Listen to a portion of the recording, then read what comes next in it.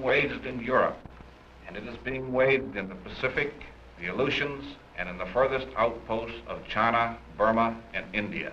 It is being waged wherever a soldier or a sailor of the United Nations is on duty.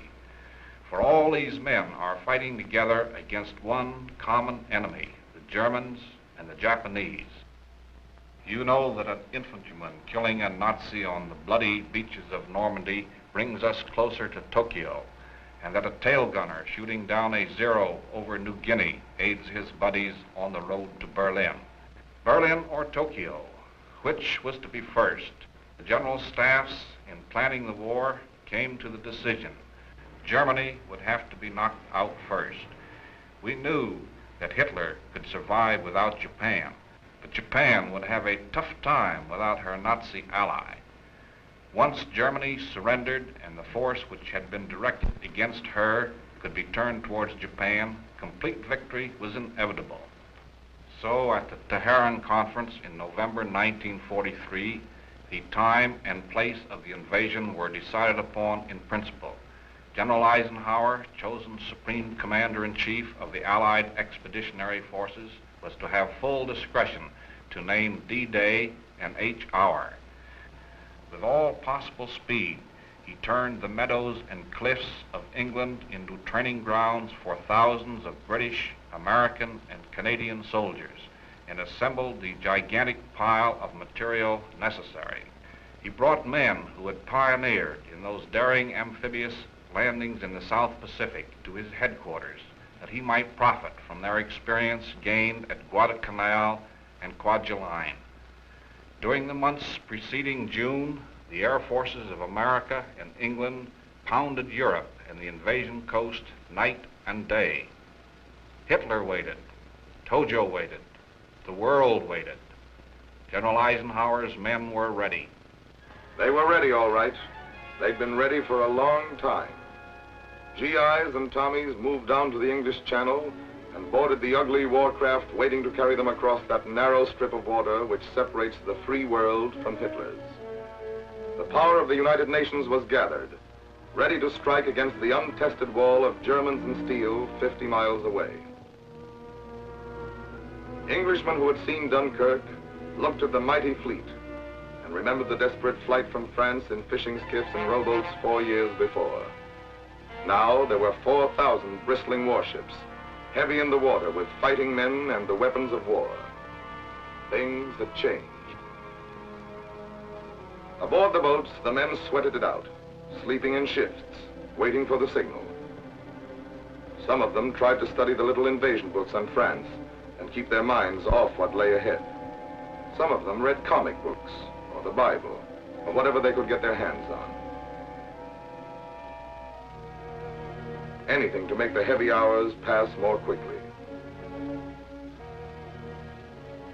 Men cooked what might be their last hot meal for days to come and stuffed it down and laughed. While they waited, none of them looked or acted like guys on whose shoulders rested the most tremendous responsibility in modern history. But that was the general idea. They were waiting for the signal which would mean the beginning of the end of Hitler. And then on June 5th, from the bridges of 4,000 ships, the signal came. Eisenhower had said go. The invasion fleets silently moved out of the English harbors and pointed their prows toward the Normandy coastline. The day had come. But before one landing barge of that vast sea armada touched the shore of France, these gliders, packed with airborne fighters, would have landed behind the Atlantic Wall. Before dawn tomorrow, these men would be gnawing at their rations in foxholes. Before dawn, these motorbikes would be kicking up dust miles inland from the beaches.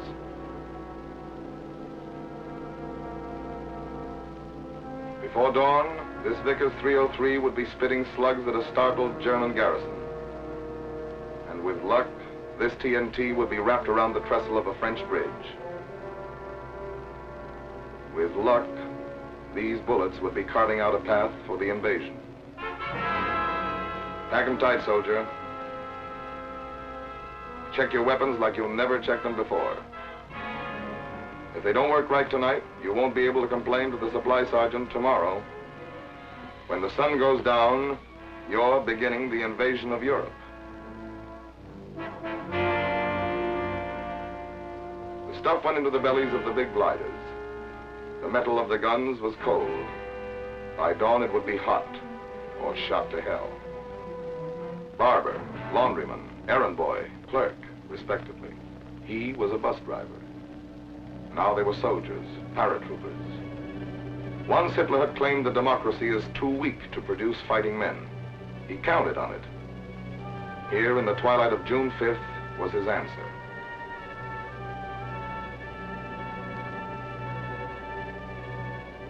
They listened professionally to the briefing.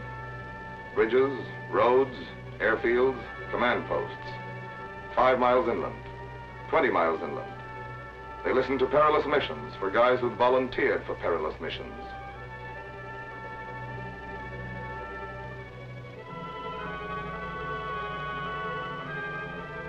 They were the spearhead of the world's mightiest attack, but they grinned with the confidence of men who know what to do.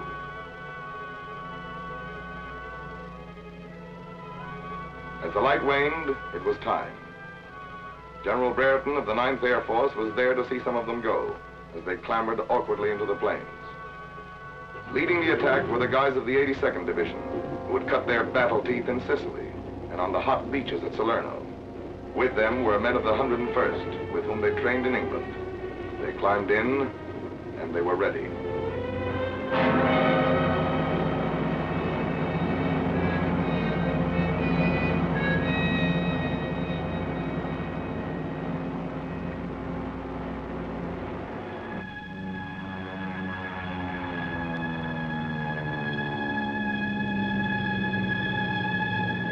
From airfields all over England came the roar of the C-47s of the 9th Air Force as they took off into the night.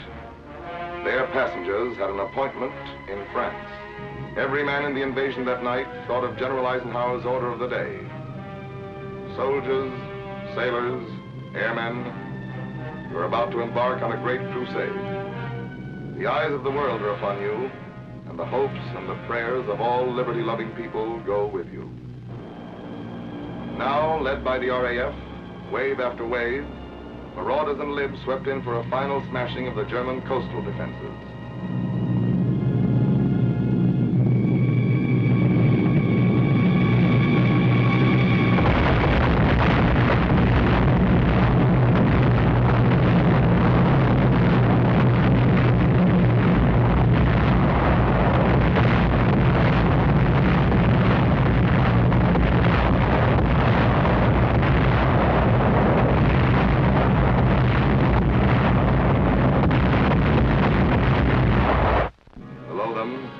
Strung out across the channel, the invasion fleet steamed relentlessly toward its objective, a 50-mile strip of French coastline. Overhead, planes, heavy with the bombs which were blasting the Atlantic Wall, together with the shells of the Navy, saw the fleet moving in. H hour was at hand.